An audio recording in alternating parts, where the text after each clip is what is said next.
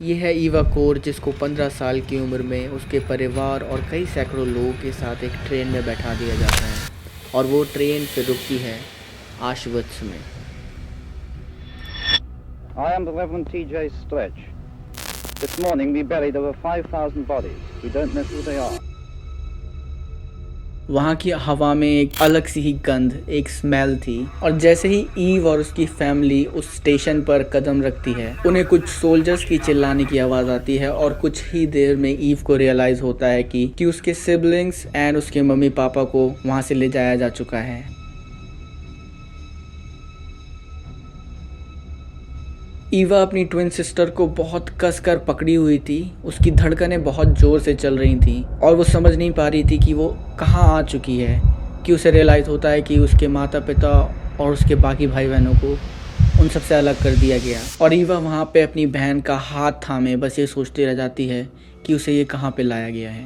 Behind me you can see a pit which will contain another 5,000. There are 2 others like it in preparation. Eva अपने एक interview में बताती है कि उसे बहुत अच्छे से याद है कि जब वो प्रिजन के अंदर गई और उसने एक प्रिजनर से पूछा कि मेरी मम्मी और मेरे पापा कहाँ हैं, तो वो प्रिजनर एक इशारा करता है चिमनियों की तरफ से जहाँ से धुआं निकल रहा होता है, और वो कहता है वो रही तुम्हारी माँ।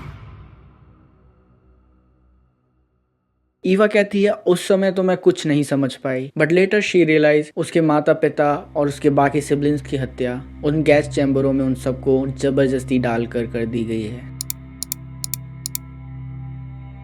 ईवा और उसकी बहन को सिर्फ इसीलिए नहीं मारा गया ताकि उनको एक डॉक्टर जिसका नाम जोसेफ मकगेल था उसकी लैब में ले जाकर उनके ऊपर एक्सपेरिमेंट किए जाएं। उस डॉक्टर को एंजल ऑफ डेथ भी कहा जाता था, और उसके अंतर्गत ईवा और उसकी बहन जैसे कई सारे पेशेंट्स और आम लोग थे जिनके ऊपर एक गिनी पिग की तरह एक्सपेरिमेंट किए गए, जहाँ पे उनके ऊपर कई सारे अननोन सब्सटेंसेस को यूज किया गया, एंडलेस ब्लड ड्रॉ एंड फिर मौत का constant fear. This was the life in Auschwitz if you consider this as a life.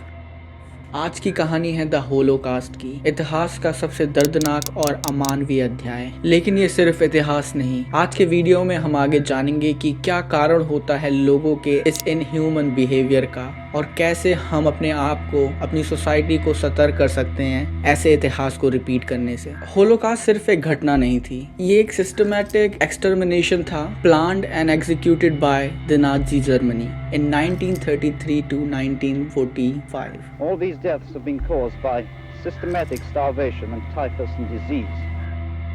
लाखों लोगों को जला दिया गया, मार दिया गया, इस वजह से नहीं कि उन्होंने किया क्या है, बल्कि इस वजह से कि वो हैं क्या।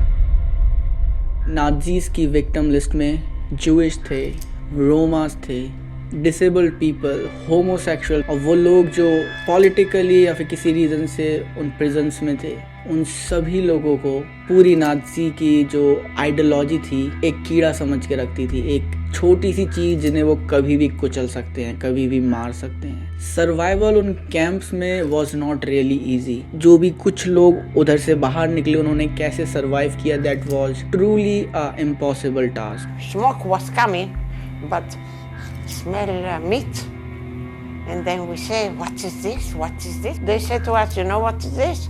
Your father, your mother, your sister, your brother, aunts, all of them, they are dead. This was alive, we was alive, nobody else. Nazi Germany ने 40,000 से ज़्यादा उन कंसंट्रेशन कैंप और डिटेंशन कैंप्स को बनाया, जिसमें से ये कुछ सबसे ज़्यादा बदनाम या फिर सबसे ज़्यादा खतरनाक माने जाते थे, जिसमें से पहला नाम है आश्वित्स बिर्केनाउ। 1.1 मिलियन से ज़्यादा लोगों की मौत हुई। फिर आता है ट्रेबलिंग सोबिबोर, जिसको बनाया ही इसलिए गया था कि वहाँ पे मास किलिंग की जा सके। The sole purpose of that facility was extermination. And the third one was Dachau, जहाँ पे प्रिजनर्स को सिर्फ एक गिनी पिग की तरह यूज किया जाता था उनके इनह्यूमन मेडिकल एक्सपेरिमेंट्स के लिए। जो लोग वहाँ से बाहर निकले उन्होंने बताया लोग भूखे प्यासे रहते थे, उन्हें सिर्फ एक बहुत ही डाइल्यूटेड सूप दिया जाता था, एक डेला नमक और कुछ टुकड़े ब्रेड के, और उसी में से उन लोगों को सरवाइव करना होता था। अगर प्रिजनर्स बात ना सुने या फिर तुम्हारी कमांड्स को ना माने तो उनके ऊपर अत्याचार होता था, उन्हें मारा जाता था, या फिर बिना किसी वजह के भी उन सबको प्रताड़ित किया जाता था और मारा पीटा जाता था उन फैसिलिटीज के अंदर। और जो आप लोगों ने कई बार सुना होगा कि नाजीज गैस चैम्बर यूज करते थे और आप मानेंगे नहीं कि उनका इस्तेमाल किस तरीके से किया जाता था। प्रिजनर्स को उधर जबरदस्ती घुसेड़ दिया जाता था ये कह के कि दिस इज योर शावर और वॉशरूम, और उन्हें इस वजह से ले जाया जाता कि तुम्हारे को नहाना है वहाँ पे।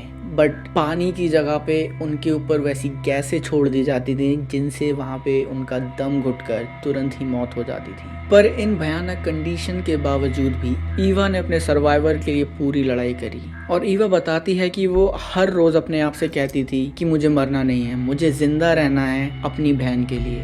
पर एक दिन आता है जब उन एक्सपेरिमेंट की वजह से, उन अननोन सब्सटेंस के यूज की वजह से और डेली अब्यूज की वजह से उसकी बहन को बहुत सीवियर इलनेस हो जाती है और एक तरीके की एलर्जी हो जाती है उन अननोन सब्सटेंसेस से। और उस टाइम ईव रोती है, गिड़गिड़ाती है उन गार्ड्स से कि प्लीज़ मुझे अपनी बहन के साथ आज रहने दो, मैं उसका ध्यान रखना चाहती हूँ, उसकी कंडीशन ठीक नहीं है। ईव के लाख गिड़गिड़ाने पे, रोने के बाद भी कोई भी गार्ड उसे अलाउ नहीं करता है कि वो अपनी बहन के साथ उस रात रह पाए और ईव को अपनी बहन को उस हालत में छोड़कर जाना ही पड़ता है। पर समहाउ मिराकुलसली ईव की बहन कुछ समय बाद इम्प्रूवमेंट शो करती है and after some time she gets better. और ये बॉन्ड उन दोनों के बीच एक लाइफलाइन बन जाती है उस भयानक डिटेंशन कैंप के अंदर भी। जब मैं इन सब बारे में पढ़ रहा था और ये सब देख रहा था, मेरे दिमाग में ये सवाल आया, कैसे एक इंसान इतना इनह्यूमन हो सकता है और क्यों ये सब भावनाएं उन लोगों के मन में आई कि इन सब लोगों को एक चींटी की तरह कुचल दिया जाए और इन लोगों की लाइफ मैटर नहीं करती है। ये ख्याल, ये सोच उन लोगों के अंदर आई कैसे?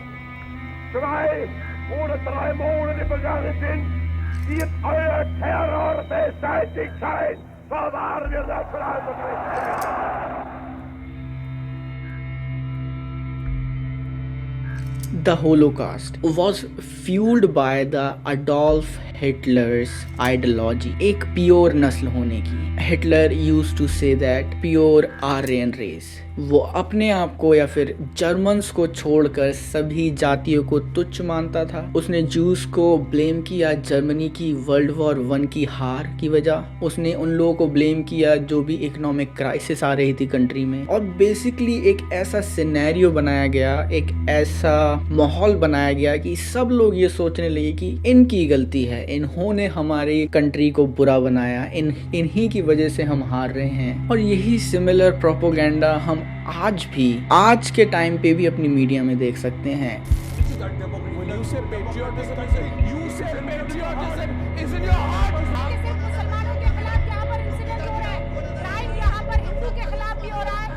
जो देश का गद्दार है उसको तो गोली लगनी ही चाहिए। अकाउंटेबिलिटी लेने की जगह ब्लेम गेम खेलती हैं कि वो इसकी गलती है, वो इसने करा, वो इसकी वजह से हुआ। और यही ब्लेम गेम अडोल्फ हिटलर उस समय खेल रहा था, ऐसा प्रोपोगेंडा चला के जिसमें उसने अपनी सारी जनता की साइकोलॉजी को इस तरीके से मोल्ड कर दिया था कि सबका यही मानना था कि जो भी उनकी कंट्री में गलत हो रहा है, वो युद्ध हारे हैं, जो भी क्राइसिस है वो उन पापी लोगों की वजह से है, उन नॉट सो प्योर लोगों की वजह से है। हिटलर की स्पीच और उसकी आइडियोलॉजी और उसके प्रोपोगेंडा ने लाखों लोगों को, अपने पड़ोसी को अपना दुश्मन मानने पर मजबूर कर दिया था। आज के मीडिया को हालांकि दुनिया भर में एक पिलर माना जाता है डेमोक्रेसी का, but more often than not वही मीडिया काम करता है उन डिस्क्रिमिनेटिव आइडियोलॉजी को फ्यूल करने का, लोगों के बीच में दरार लाने का और नाम देने का उनको रिलीजियस या फिर कास्ट और या फिर किसी अन्य जात का। लेकिन कई बार ये नई तरीके के डिस्क्रिमिनेशन और नफरत को फ्यूल करता है।